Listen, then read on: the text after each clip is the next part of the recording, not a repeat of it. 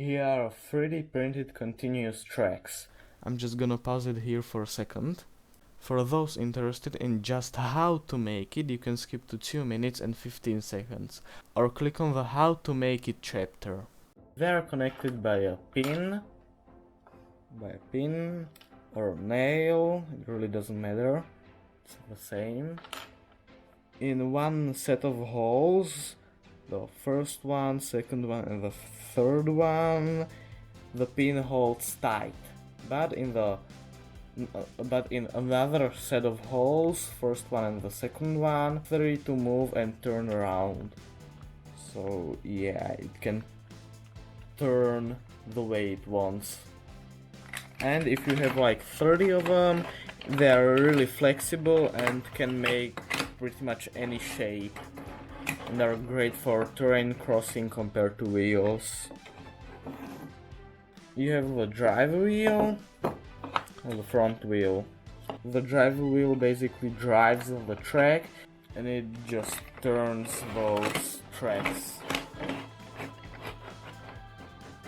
Then the front wheel, it is there just to keep the shape of the whole track and to enable them to move. So the drive wheel turns the whole track and the tracks are turning, and with the tracks is also turning the front wheel, and the front wheel is just held by a shaft.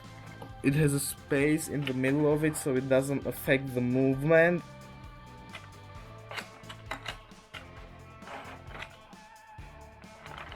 Okay, and that's just a quick preview, because this video is really about how to make custom tracks and the wheels for your project. So in this video you'll learn how to create custom tracks like these, and in the next video you'll learn how to create custom drive wheel and front wheel for those tracks.